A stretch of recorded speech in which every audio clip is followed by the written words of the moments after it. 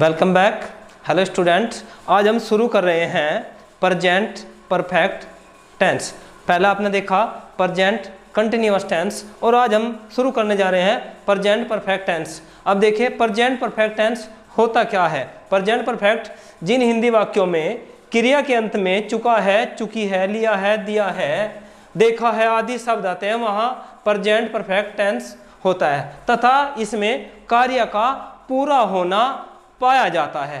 दूसरी, अथवा जब कोई कार्य पास्ट टेंस में शुरू हुआ हो, जब कोई कार्य पास्ट टेंस में शुरू हुआ हो तथा कुछ समय पहले ही समाप्त हुआ हो।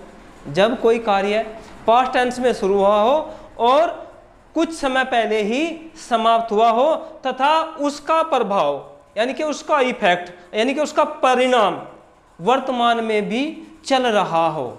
उसका जो प्रभाव है उस कार्य का वर्तमान में भी चल रहा हो, वहाँ प्रेजेंट परफेक्ट टेंस होता है। अब देखिए इसकी हेल्पिंग वर्ब होती है हैज और हैव। हैज आती है एक वचन यानी कि सिंगुलर नंबर के साथ में, हैव आती है बहुवचन तथा आई के साथ में, और इसमें वर्ब की थर्ड फॉर्म का प्रयोग किया जाता है। वर्ब की मेन 3 फॉर्म होती है, फर्स्ट फॉर्म, सेकंड फॉर्म और थर्ड फॉर्म। बाकी फोर्थ या फिर फिफ्थ फॉर्म का प्रयोग हम अपनी सहूलियत के लिए करते हैं। अब देखिए इसके उदाहरण, पहला आपको मैं इसके एफर्मेटिव यानी कि साधारण वाक्य आपको समझाता हूं, ध्यान दीजिए।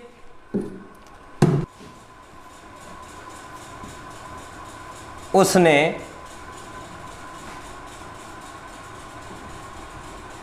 अपना घर बेच दिया है।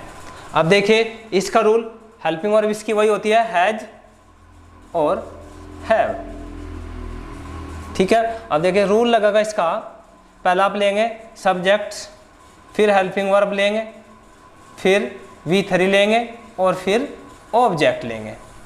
अब देखिए सबसे पहले आपको क्या लेना, सब्जेक्ट लेना। सब्जेक्ट ढूंढने के लिए आपको कहाँ जाना पड़ेगा, वर्ब पर। वर्ब है बेच दिया। अब आपको पता था सब्जेक्ट ढूंढने के लिए 2 ऑप्शन है, ये तो आप यहाँ कौन लगाइए या फिर किसने लगाइए। अब देखिए बेच दिया है, कौन सा तो आता नहीं, तो किसका हुआ, किसने से बेच दिया है। किसने बेच दिया, उसने बेच दिया, तो सब्जेक्ट कौन हुआ, उसने हुआ। तो उसने की क्या लिखा आपने, ही।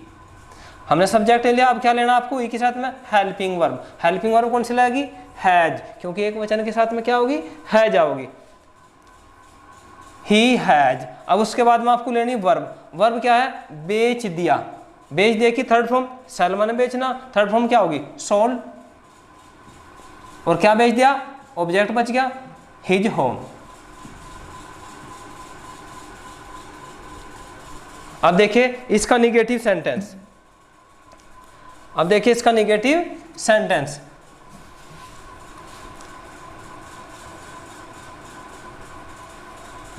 तुम अपना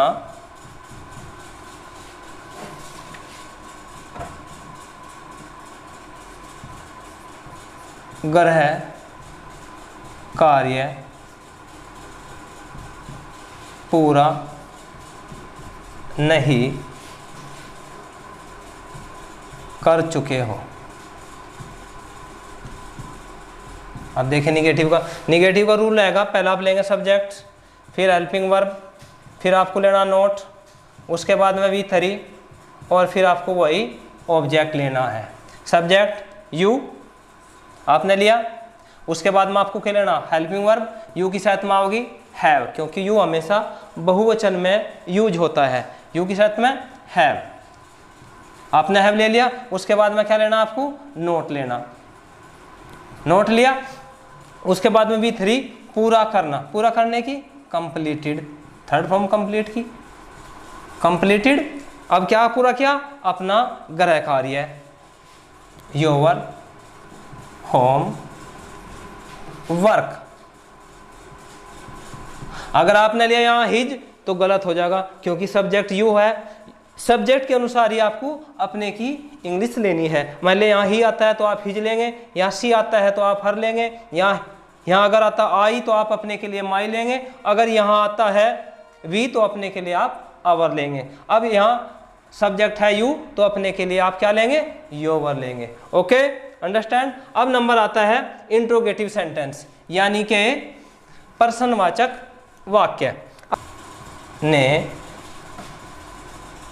खाना बना लिया है।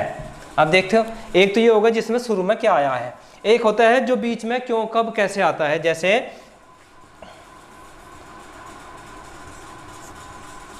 तुमने पुस्तक क्यों नहीं पढ़ी है। अब दो सेंटेंस है, एक तो शुरू में क्या आया और एक बीच में क्यों कब आया। इसका रूल है, आप क्या लेंगे, पहले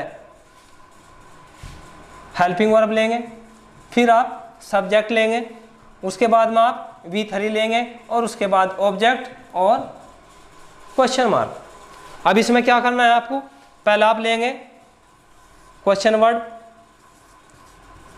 उसके बाद हेल्पिंग वर्ब लेना आपको, फिर आपको सब्जेक्ट लेना, सब्जेक्ट से बाद में यदि नोट है तो आप यहाँ लेंगे नोट। ध्यान दीजिए, एक एक पॉइंट आपके समझ में आने वाला है।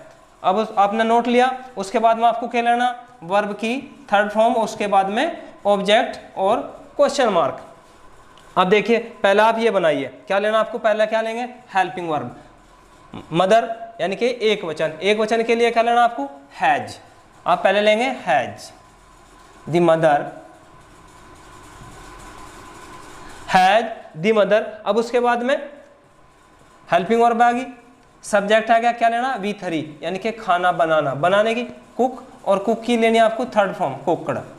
अब क्या बना, दी फूड, ये आ गया आपका ऑब्जेक्ट और ये क्वेश्चन मार्क। अब मिलाइए, हेल्पिंग वर्ब आ गई, सब्जेक्ट आ गया और उसके बाद में V3 आई और उसके पश्चात ऑब्जेक्ट आया। ओके, अब इसका रूल यूज कीजिए। सबसे पहले आपको क्या लेना, क्वेश्चन वर्ड, क्वेश्चन वर्ड के क्या है, क्यों को Y.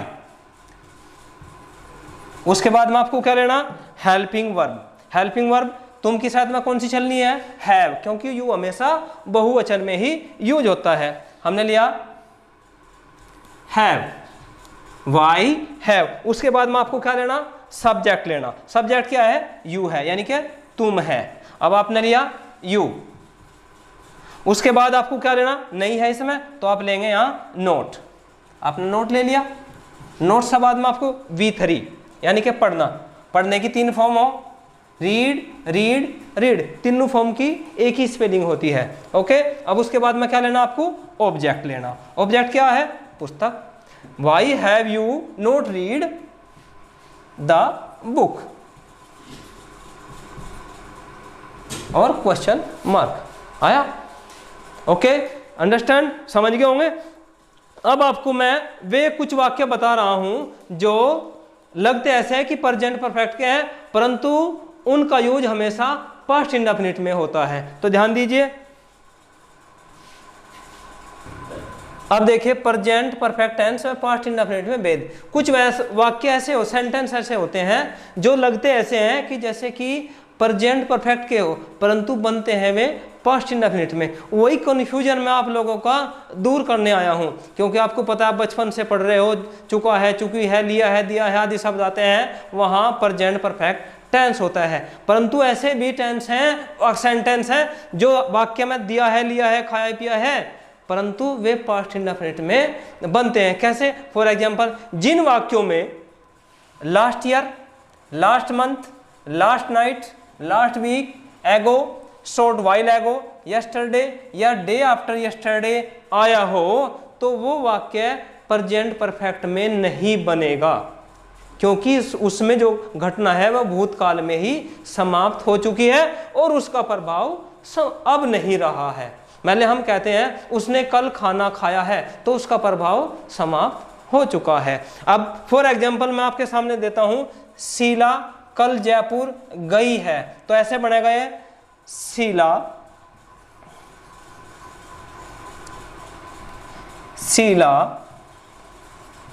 went to Jaipur yesterday। परंतु ये ऐसे यानी कि प्रेजेंट परफेक्ट में नहीं बनेगा। Sheela has gone to Jaipur yesterday.